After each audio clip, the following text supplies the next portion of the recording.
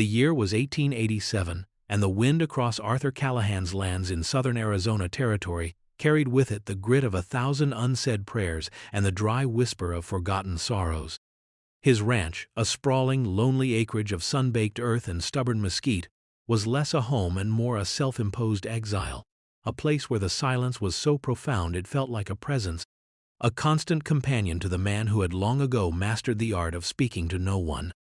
Arthur's days were a metronome of chores, each one performed with a grim efficiency that left no room for reflection, for the ghosts that an idle mind might conjure. He mended fences that bordered nothing but more emptiness, tended to a handful of bony cattle that seemed to absorb the weariness of the land itself, and each evening watched the sky bruise into nightfall from the porch of his small, sturdy cabin, a sentinel guarding a kingdom of dust and memory.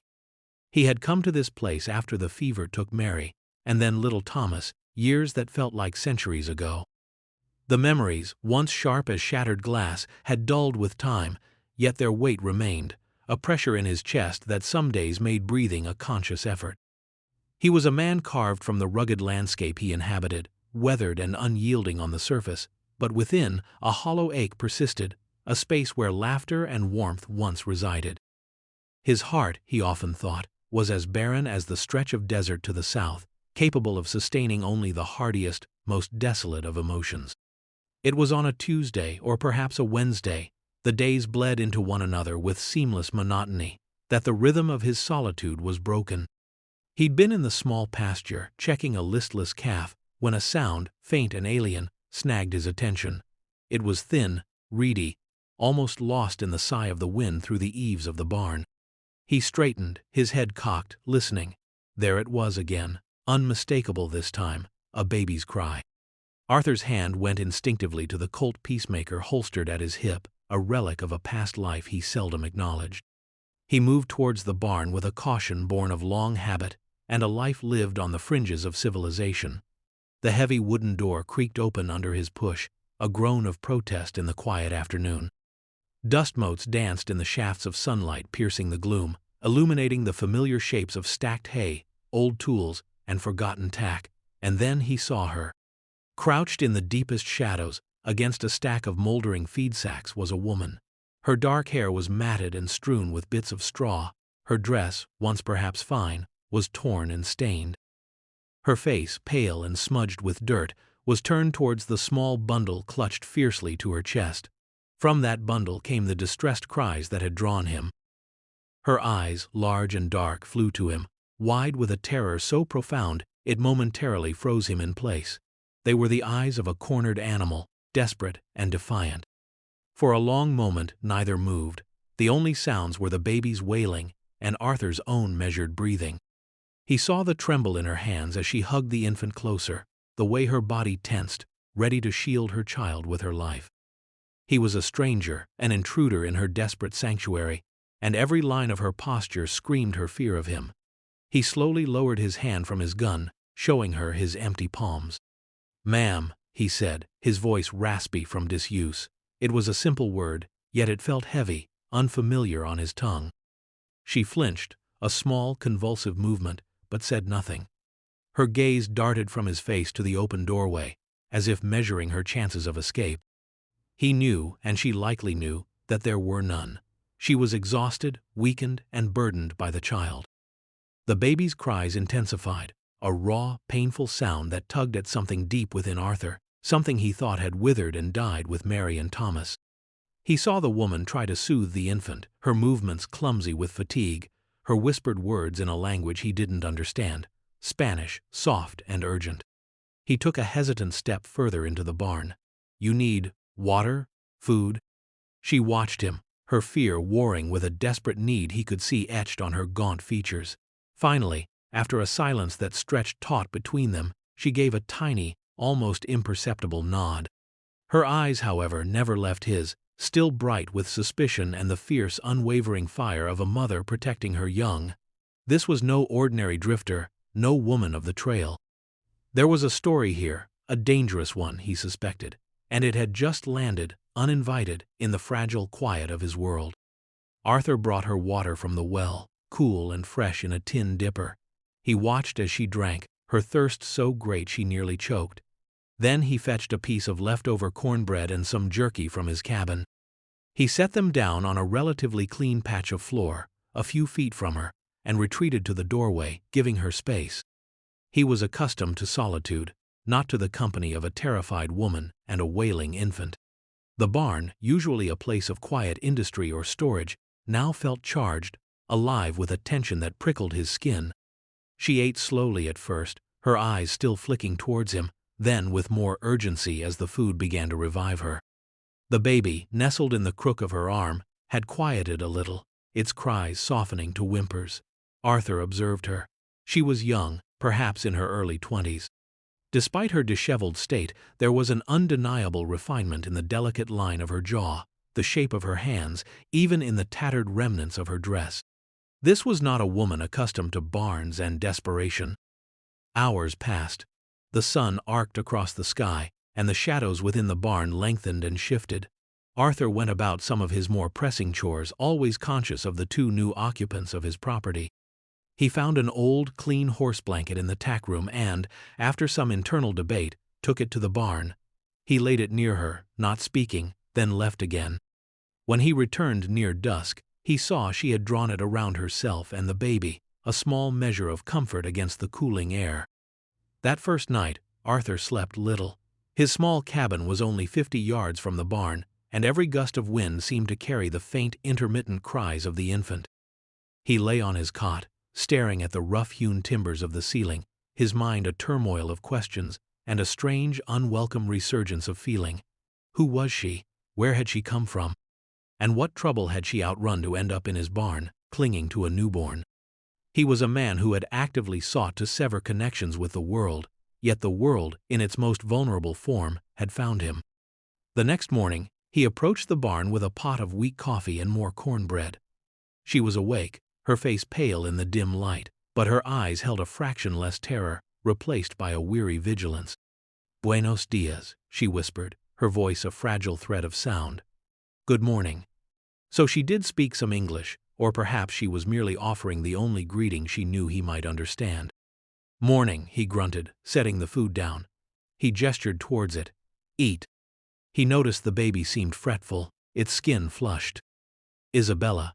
He didn't know her name then, thought of her only as the woman, looked increasingly distressed, rocking the child and murmuring to it in soft Spanish. Arthur, against his better judgment, found himself peering closer. The infant was tiny, its face contorted. "Fever?" he asked, more to himself than to her. He remembered Mary, her cool hand on Thomas's brow, the fear in her eyes when the heat wouldn't break. The memory was a sudden, sharp pain. The woman looked up at him, her dark eyes filled with panic. "Sí, caliente," she managed, touching the baby's forehead. "Hot." Arthur hesitated. Every instinct screamed at him to maintain his distance, to not get involved. This was not his concern. But the baby's labored breathing, the mother's quiet despair, chipped away at his resolve. He thought of the cool water from the spring-fed creek that ran along the northern edge of his property.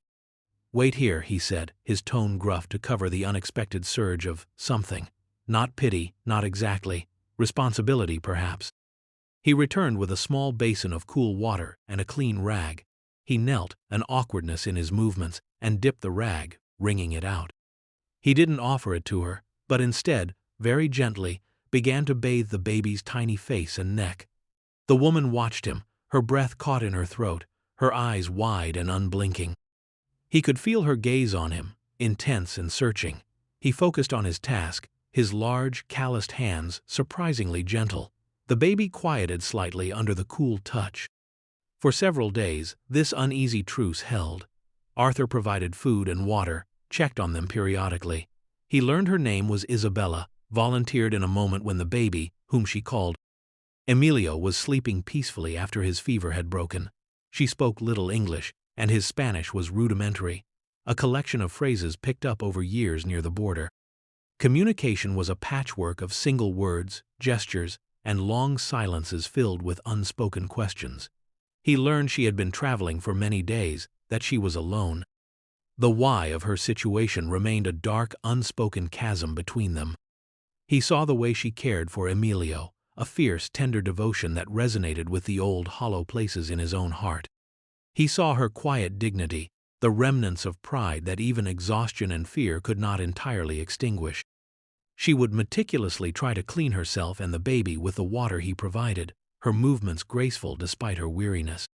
She never asked for more than he offered, her gratitude expressed in a soft gracias or a fleeting, hesitant smile that barely touched her lips but lit her tired eyes. The barn was no place for a mother and a newborn. The nights were growing colder as autumn began to lay its chill hand on the land.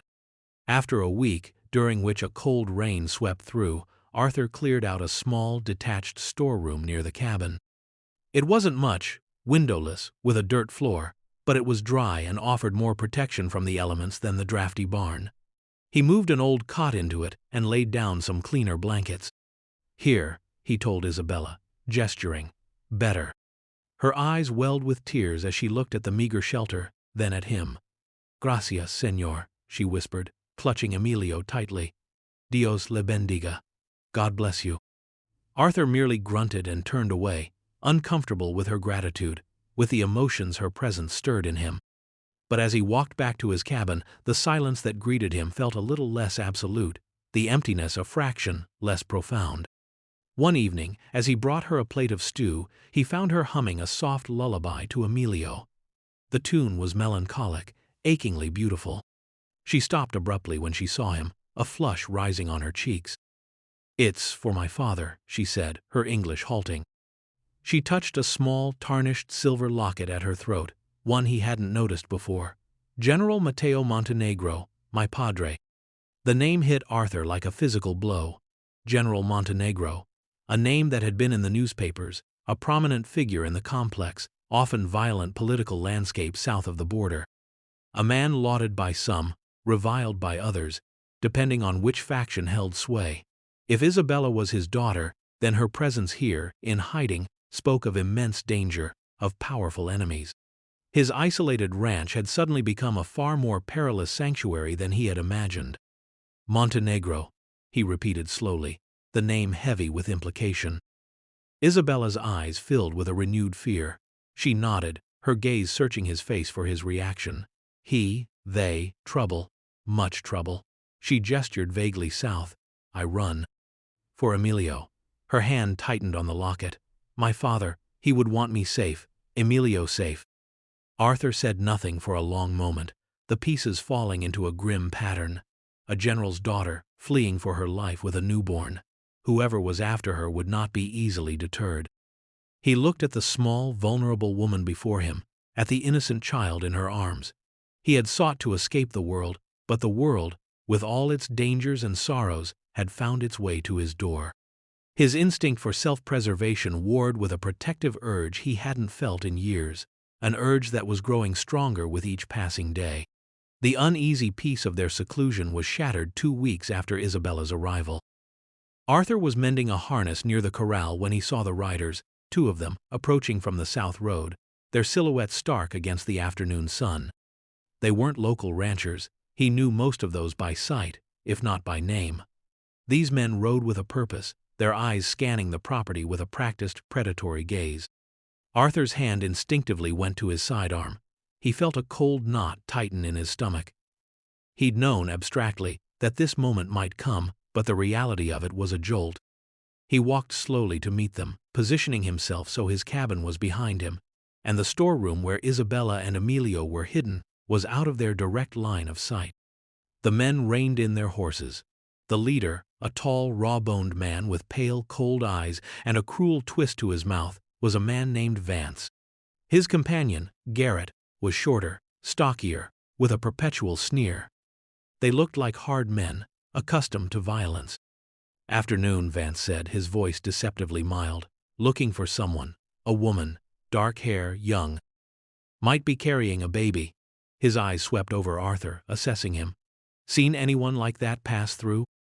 Arthur kept his expression neutral, his posture relaxed, though every nerve was thrumming. "Ain't seen no woman, with or without a baby," he replied, his voice level. "This is private property." Garrett chuckled, a harsh, unpleasant sound. "Private, maybe, but not invisible. We heard she came this way." fleeing from certain obligations south of the border. He leaned forward on his saddle horn. There's a reward, old man, a hefty one, for her return. Don't know anything about rewards or runaway women, Arthur said, his gaze steady. Just trying to work my ranch in peace. He could feel the sweat trickling down his back despite the dry air. He prayed Isabella was keeping quiet, that Emilio wouldn't choose this moment to cry out. Vance's eyes narrowed. We'll just have a look around if you don't mind, for our peace of mind. It wasn't a request. I do mind, Arthur said, his voice hardening. Like I said, private property. You ain't got cause to be here. A tense silence descended. Vance and Garrett exchanged a look. Arthur knew they were weighing their options, deciding if he was worth the trouble. He was one man, and they were two, armed and clearly not averse to using force. We'll be in the area, Vance said finally, his gaze lingering on the small storeroom for a fraction too long.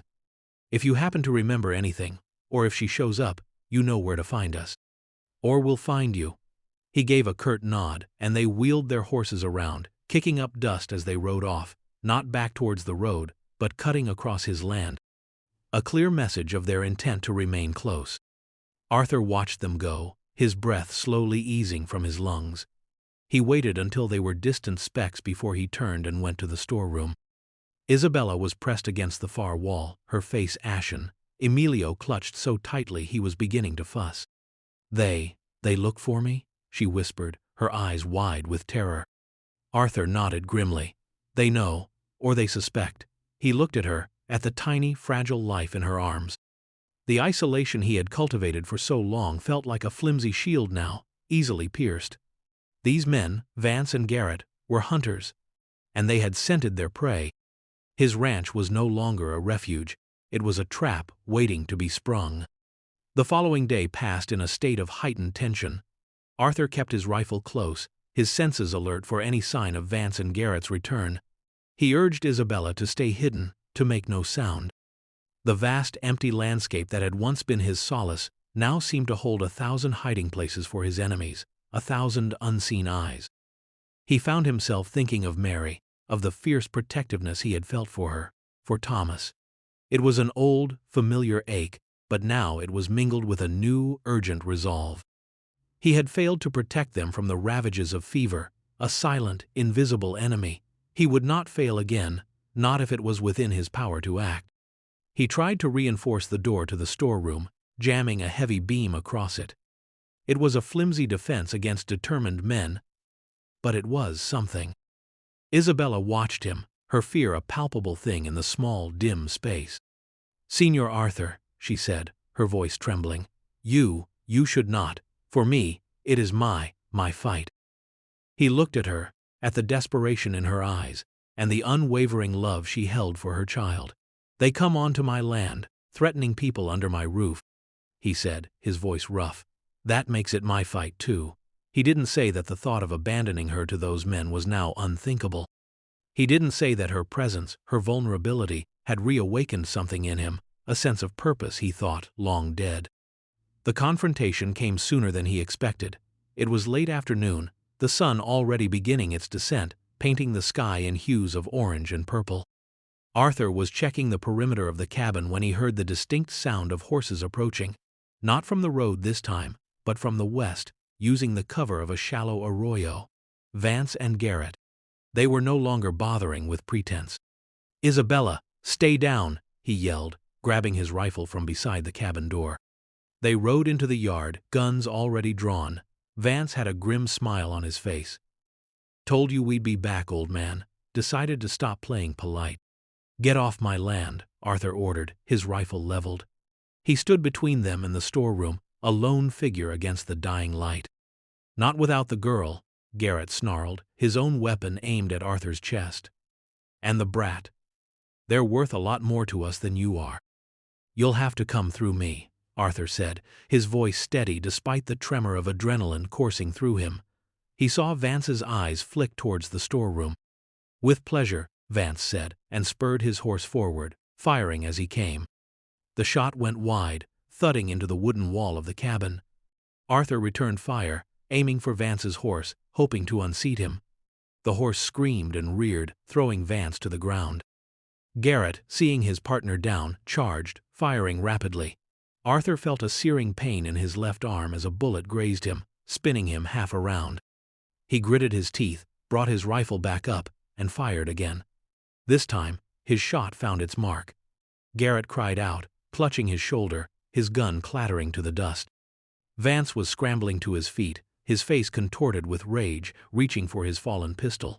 Just as he lunged for it, the door to the storeroom burst open. Isabella stood there, not with a weapon, but with a look of such fierce, righteous fury that it momentarily stunned even Arthur. "Asesinos, cobardes," she screamed, her voice ringing with contempt. "Killers, cowards." She then yelled a name that made Vance freeze, his hand hovering over his gun. "Coronel Rodriguez will hear of this. He will hunt you like dogs for what you did to my family, for what you try to do now." Vance's eyes widened, a flicker of something other than malice in them, perhaps fear or recognition. He glanced at Garrett, who was now slumped against his horse, groaning in pain. The mention of Coronel Rodriguez, a name apparently known and feared by them, seemed to change the equation. Perhaps they weren't acting with the impunity they'd assumed. Arthur seized the moment. "She's right," he growled, his rifle still trained on Vance. "You're common murderers, not bounty men. And you're on the losing side." He didn't know if it was true, but it sounded convincing. Vance hesitated, his gaze darting between Isabella, the wounded Garrett, and Arthur's steady rifle. The fight seemed to drain out of him. He slowly raised his hands. All right, we'll go." He backed away, then helped the bleeding Garrett onto his horse. Without another word, they rode out, disappearing into the twilight, their retreat far less confident than their arrival. Arthur remained standing, rifle ready, until they were long gone. Only then did the strength seem to drain from him, his wounded arm throbbing painfully. He leaned heavily against the cabin wall. Isabella rushed to his side, Emilio still secure in one arm. "Señor Arthur, you are hurt." Her eyes, which had blazed with fury moments before, were now filled with concern. "Just a scratch," he mumbled, though the blood soaking his sleeve told a different story. She helped him into the cabin, her touch surprisingly strong. With movements that were both gentle and efficient, she tore a strip from her own meager petticoat, and after cleaning the wound with water, bandaged his arm tightly. Her dark hair fell across her face as she worked, her brow furrowed in concentration. He watched her, a strange warmth spreading through his chest, a feeling so foreign he almost didn't recognize it. "Coronel Rodriguez," he said, testing the name. "He is a friend?" Isabella looked up, her expression somber. "He was my father's most trusted man. If he lives, he will avenge us. Those men, they were part of the faction that destroyed my home." Her voice broke, and for the first time since he'd found her, tears streamed down her face, tears not of fear, but of profound grief. Arthur reached out, his uninjured hand awkwardly patting her shoulder. "You're safe now, Isabella, you and Emilio. They won't be back." He wasn't entirely sure it was true, but he said it with a conviction he felt deep in his bones. He would make it true. In the days that followed, a new equilibrium settled over the ranch. The immediate threat had passed, leaving behind a subtle but profound shift in the atmosphere. The shared danger, the confrontation, had forged a bond between Arthur and Isabella that transcended language barriers and disparate backgrounds. He found himself talking more, sharing small details about his ranch, about the land. She, in turn, spoke of her childhood, of her father, painting a picture of a life so different from his own, yet connected now by circumstance and a shared humanity. He watched her with Emilio, the fierce tenderness in her gaze, the soft lullaby she sang in the evenings. The sounds of the baby, once a disruption, now filled the silences in a way that was almost comforting. The storeroom became less of a hiding place and more of a small, separate dwelling. Arthur found himself making small improvements, patching a hole in the roof, crafting a rough cradle from an old crate. These were not chores, but acts of quiet care. One crisp autumn morning, as the sun cast long shadows across the yard, Isabella approached him as he repaired a fence line. Emilio was gurgling contentedly in a sling she had fashioned. "Señor Arthur," she began, her English more confident now. I cannot stay here forever. It is not right for you. I bring danger." Arthur stopped his work, looking out over the vast expanse of his land. It was still a lonely place, but it didn't feel as empty as it once had. He thought of the long, silent years, the grief that had been his only companion. This land, he said slowly, has seen its share of trouble. And its share of loneliness. He turned to her, a rare, small smile touching his lips. Perhaps it's time it saw something else. He didn't offer grand promises, no declarations of a future he couldn't predict. But there was an understanding in his eyes, a sense of shared space, of a sanctuary that was no longer just his, but theirs. The path ahead was uncertain. Perhaps Coronel Rodriguez would one day send word, or perhaps Isabella would choose to build a new life far from the shadows of her past. But for now, in the quiet solitude of the Arizona territory, an aging rancher, a general's daughter, and a newborn child had found an unlikely haven, a fragile peace forged in adversity and watered by unexpected kindness. The wind still whispered across the plains, but now, Arthur thought, it carried a different tune, not just of sorrows past, but perhaps, just perhaps, of a future, tentative and unwritten, but holding the quiet promise of connection, of a home rediscovered in the most unexpected of places. The resilience of the human heart, he was learning, was as stubborn and surprising as the desert flowers that bloomed after a rare, cleansing rain. And in the small face of Emilio, he saw not an echo of his own lost child, but a new, unblemished hope, a reason to face the dawn.